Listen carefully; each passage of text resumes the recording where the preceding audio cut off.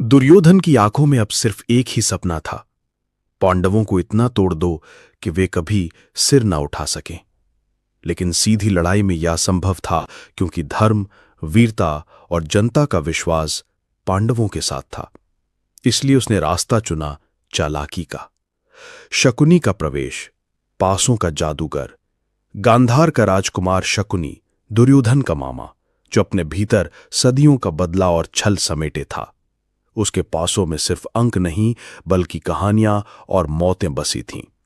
हर बार पासे उसी तरफ गिरते जिधर शकुनी चाहता, और यही था दुर्योधन का असली हथियार। एक ऐसा खेल जिसमें जीत तय है लेकिन हारने वाले को पता भी नहीं चलता कि वो फंस चुका है। युधिष्ठिर की कमजोरी, दांव का आकर्षण।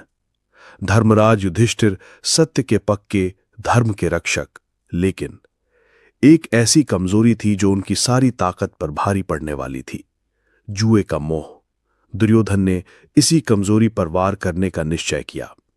राजमहल में दुर्योधन ने सभा बुलवाई। दुर्योधन की मुस्कान में छल था और शकुनी के हाथों में वो पासे जिनसे इतिहास का सबसे बड़ा विश्वासघात लिखा जाने वाला था। दांव तर दांव, पतन की सीढ़ियां। पहला दांव राज्य, दूसरा अयोध्याएं और सेनाएं, तीसरा स्वर्ण रत्न खजाने, चौथा भाई, पांचवा स्वयं, और फिर छठा दांव द्रौपदी। सभागृह की दीवारें जैसे इस अन्याय पर कांप उठी थीं। द्रौपदी को खींचकर लाया गया, उसके वस्त्र हरण का प्रयास हुआ। वो क्षण सिर्फ अपमान का नहीं बल्कि आने वाले महासंग्राम की हुंकार थी। द्रौपदी ने सभा के बीच प्रतिज्ञा ली कि मैं इस अपमान का बदला लूंगी। मेरे खुले केश तब तक नहीं बंधेंगे जब तक इन अधर्मियों का रक्त मेरे हाथों को नहीं छू लेता।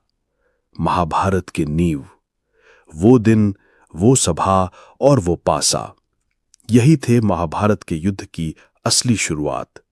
दुर्योधन ने सोचा था कि उसने पांडवों को हमेशा के लिए तोड़ दिया, लेकिन सच ये था उसने अपने ही विनाश का द्वार खोल दिया।